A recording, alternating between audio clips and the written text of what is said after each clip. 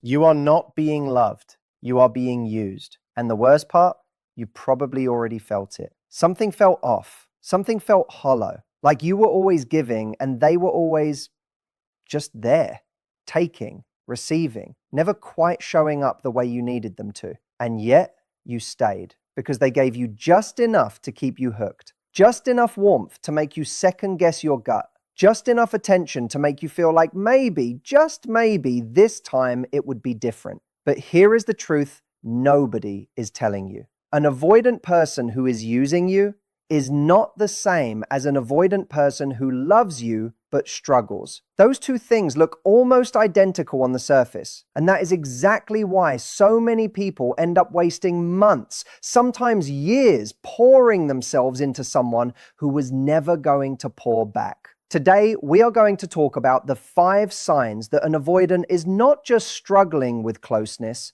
they are actually using you. And by the end of this, you will know exactly what to look for. You will stop second guessing yourself and you will finally have the clarity you have been desperately searching for. But before we get into it, if this is the kind of content that makes you feel seen and finally understood, drop the word clarity in the comments right now. Just that one word, clarity, because that is what we are here to find today. And make sure you are subscribed because we go deep on this stuff every single week and you do not want to miss what is coming next. Now let us get into it. Sign number 1, they only show up when they need something. Think about the last few weeks. Think carefully. When did they reach out to you? What was happening in their life at that moment? Were they stressed? Were they lonely? Had something gone wrong? Had they just had a bad week at work, a fight with a friend, a moment where the emptiness of their life caught up with them? Because here is what I want you to notice. An avoidant who genuinely cares about you will reach out in their good moments too. They will think of you when something funny happens. They will text you when they see something that reminds them of you. They will want to share their wins with you, not just their wounds. But an avoidant who is using you, they only appear when the tank is empty. They only come around when they need to be filled up, when they need comfort or company or validation or just someone to sit with so they do not have to feel the weight of being alone. And as soon as that need is met, as soon as the tank has enough in it again, they disappear, they pull back, they go quiet, they get distant, and you are left standing there wondering what you did wrong. You did not do anything wrong. That is the thing. You did not suddenly become less interesting or less attractive or less worthy. They just got what they came for. And that is a brutal thing to realize, but it is also the most liberating thing you can understand. Because when you finally see that pattern, when you finally connect the dots between their reaching out and their need in that moment, you stop blaming yourself. You stop replaying conversations trying to figure out where you went wrong. You start to see the relationship not as something you are failing at, but as something you were never designed to win in the first place. An avoidant who uses you is strategic, even if they are not conscious of it. They are not sitting down and planning this out like some kind of villain. Most of the time, it is not even deliberate. It is just the way they have learned to relate to people. They learned that people are useful, people are resources, people meet needs. And when the need is gone, so is the urgency to be present. This is not about them being evil. It is about them being emotionally immature in a way that is costing you something real. Your time, your emotional energy, your hope. And you deserve better than being someone's emotional pit stop. So the question to ask yourself is this. When they come to you, what do they need? And when they get it, do they stay or do they vanish? If the answer is vanish, that is your first sign. Sign number 2, they keep the relationship permanently undefined. This one is where people get stuck the longest. And I want you to really hear this because this sign alone has kept more people trapped than almost anything else. An avoidant who is using you has a deep, vested interest in keeping things blurry. They do not want to define the relationship. They do not want to put a label on it. They get uncomfortable when the conversation moves toward commitment. They say things like, "Can we just let things be natural?" Or, Why do we need to put a label on it? Or, I just do not want to ruin what we have. And here is the trap. Those words sound almost romantic. They sound like someone who is so invested in the connection that they do not want to mess it up with something as rigid as a label. And you, because you are someone who genuinely cares, you give them the benefit of the doubt. You think, okay, maybe they are right. Maybe I am being too rigid. Maybe this is just their way of loving freely. But I want you to zoom out for a second and look at what that ambiguity is actually doing in your life. It is keeping you available. It is keeping you from looking elsewhere. It is keeping you emotionally invested in someone who has not actually committed to investing in you. The undefined relationship is not romantic. It is convenient. It is convenient for them. When you are undefined, they get all the benefits of having you around without any of the responsibility of showing up for you consistently. They can take your time, your attention, your affection, your support, and if you ever dare to express a need, they can retreat behind the excuse that you were never really together anyway. That is the cruelest part of the ambiguity game. It gives them an escape hatch at every single turn. Whenever you need something real, whenever you express a legitimate emotional need, they can always pull back and say, I never promised you anything. And technically, they are right, because they never did, because they made sure they never had to. A person who loves you and struggles with avoidance is different. They feel guilt about the lack of definition. They acknowledge it. They have conversations with you about it, even if those conversations are hard. They do not weaponize the ambiguity against you. They do not use it as a shield. But a person who is using you, the undefined status is intentional. Maybe not consciously planned, but functionally intentional, because it serves them perfectly. So ask yourself this question honestly. How long have things been undefined? And in that time, has there been genuine movement towards something more? Or has it just been the same holding pattern, month after month, maybe year after year, where nothing changes except your level of hope and exhaustion? If it has just been the same holding pattern, that is your second sign. Sign number 3, your needs consistently come last. This one is going to sting a little, but I need to say it because it matters. In a relationship where an avoidant is using you, there is almost always a consistent and very clear hierarchy. Their feelings come first. Their comfort comes first. Their needs, their timing, their pace, their emotional bandwidth, all of it takes priority always. And the tricky part is that this can happen in a way that feels almost logical, because avoidants often frame their limitations as needs. They say things like, I need space. I need things to be low pressure. I need you to be patient with me. And those things are real. People do need space. People do need patience. Avoidant attachment is a real thing that comes from real pain. But here is the distinction. A healthy relationship, even one where someone has avoidant tendencies, involves reciprocity. It involves a recognition that two people have needs, not just one. And there is a real effort, even if imperfect, to honor both. What you are experiencing when an avoidant is using you is not that. What you are experiencing is a one-way street that has been dressed up to look like a two-way street. You get just enough small moments of consideration to make you feel like it is balanced. But when you actually tally it up, when you sit down and honestly count, how often do they adjust for you?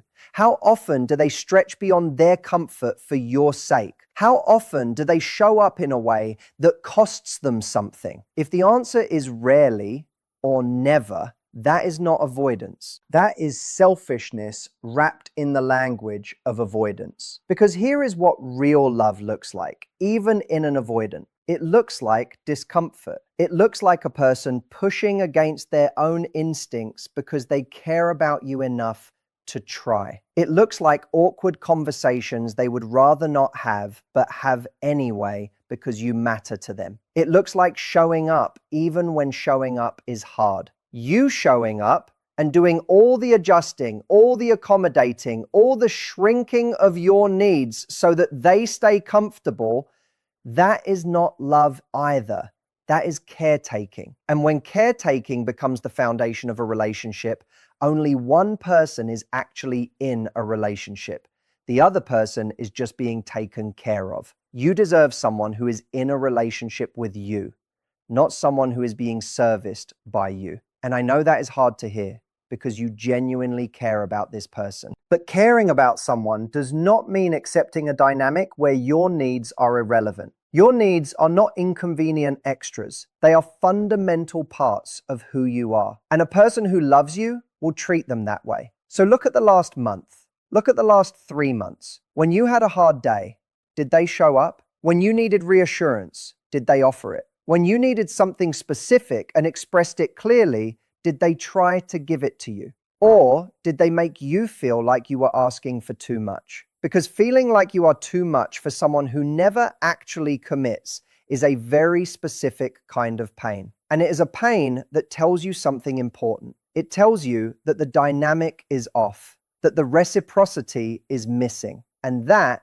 is your third sign. Sign number 4, they keep you emotionally close, but physically and practically distant. This is one of the most confusing signs because it plays directly with your emotions in a way that makes you feel bonded while simultaneously keeping the relationship from growing into anything real. An avoidant who is using you knows, consciously or not, that emotional intimacy is the hook. It is the thing that makes you feel connected. It is the thing that makes you feel special. It is the thing that makes you think, nobody else gets to see this side of them. And that is true.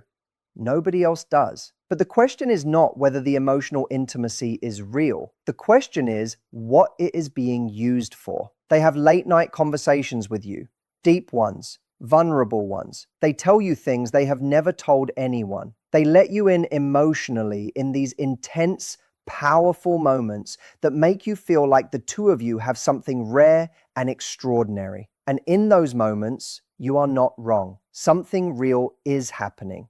You are not making it up. But then watch what happens when things try to move forward. Watch what happens when you suggest meeting their friends, or integrating your lives in any practical way, or planning something that requires them to show up in a concrete, real-world way. Suddenly, the walls go up.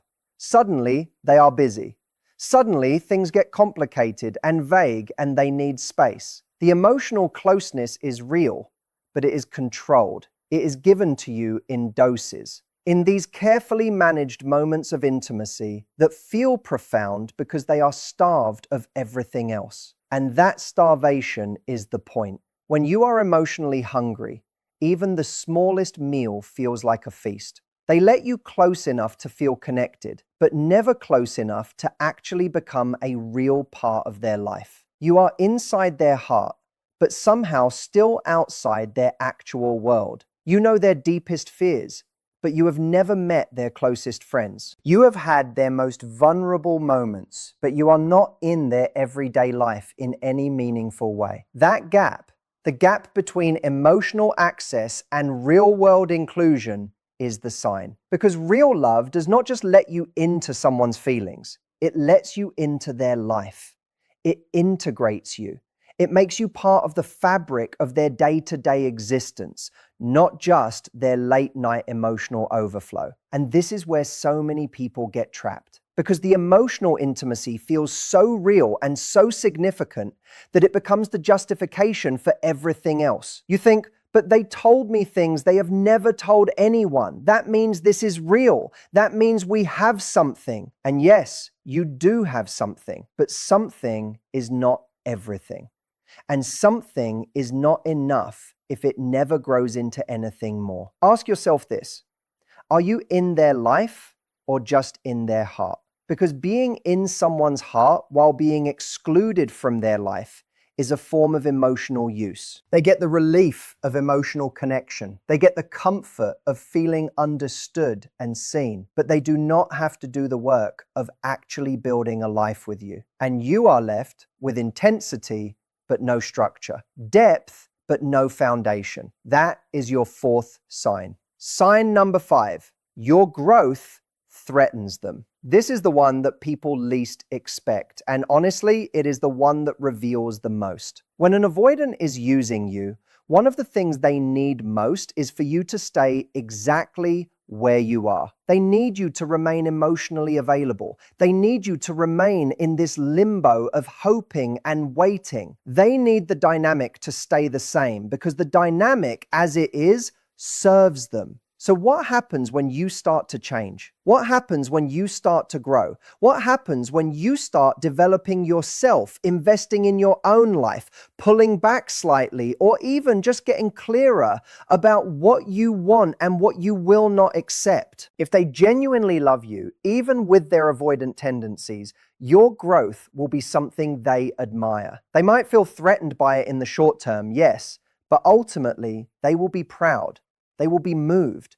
They will feel something shift in themselves because watching you value yourself will make them value you more. But if they are using you, your growth is a problem because your growth means the dynamic is changing. Your growth means that easy access is becoming less easy. Your growth means you are starting to see yourself as someone worth fighting for, and that threatens the arrangement. So watch how they respond when you start leveling up. Watch how they respond when you pull back a little. Watch how they respond when you start filling your life with other things, other people, your own goals, your own momentum. Do they suddenly become more attentive?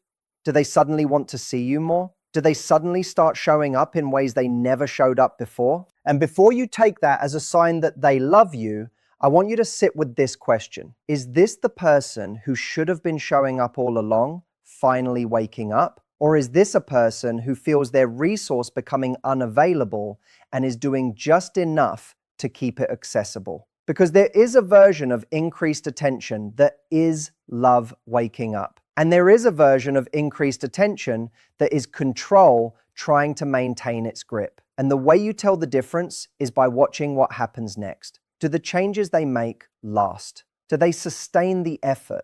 Do they actually shift the dynamic in a real and consistent way? Or do they just do enough to bring you back into the waiting room and then slowly return to exactly how things were before? An avoidant who loves you will feel destabilized by your growth, but ultimately rise to meet it. An avoidant who is using you will try to pull you back down to where you were. They will become subtly dismissive of the things you are building. They will make comments that undermine your confidence. They will find ways to keep you doubting yourself because a you that doubts yourself is a you that stays available. This is not always obvious. It is often subtle. It is a comment here, a tone there, a slightly cool response to your excitement about something new in your life, a way of redirecting the conversation back to their needs whenever you start talking about yours. Little things, small things, but consistent things. And over time, those consistent small things add up to something you cannot ignore. They add up to the truth of how they see you, not as someone they are building a future with, not as someone whose growth they celebrate, but as someone who is most useful to them when they stay small, stay hopeful, stay available, and stay in the waiting room. You were not put on this earth to wait in someone's waiting room. You were not built to shrink yourself to fit the shape of someone else's convenience. You were not made to pour everything you have into a relationship that is structured, even if unintentionally, to take from you without giving back in equal measure. And I know that this is hard. I know that when you care about someone, when you have invested time and emotion and hope into a connection, hearing that it might be built on an unequal foundation is painful. It feels like loss. It feels like grief. And it is.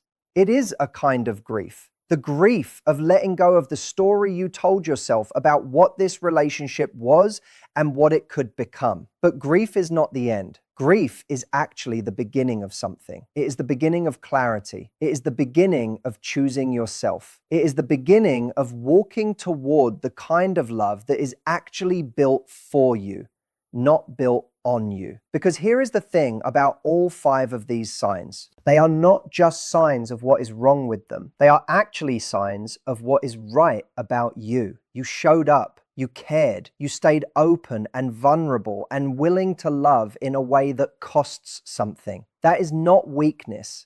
That is courage. And it is courage that deserves to be met with equal courage. The person you are looking for, the person who is actually capable of seeing all of that in you and rising to meet it, they exist, but you will not find them while you are standing in the waiting room of someone who has never committed to opening the door. So let us recap the 5 signs. 1, they only show up when they need something. 2, they keep the relationship permanently undefined. 3, your needs consistently come last. 4, they keep you emotionally close but practically distant. 5, your growth threatens them.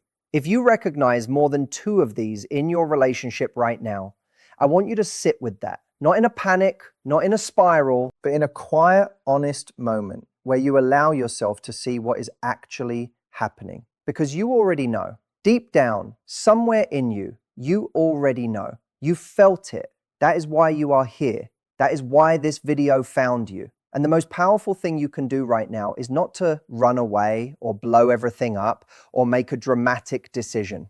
The most powerful thing you can do is to start valuing yourself the way you wish they would value you. Start treating your time like it matters. Start treating your needs like they are legitimate. Start acting like your love is something worth earning, because it is. When you do that, one of 2 things will happen. Either they will rise to meet the new standard you are setting, which will tell you something important, or they will not, which will also tell you something important. Either way, you will finally have the clarity you have been desperately searching for. And clarity, however it comes, is always better than the aching fog of not knowing. You deserve someone who chooses you clearly, consistently, and without making you feel like a burden for needing them to. You deserve someone whose love looks like love, not like a puzzle you have to spend years trying to solve. And if nobody has told you that lately, let me be the one to tell you now. You are worth being chosen.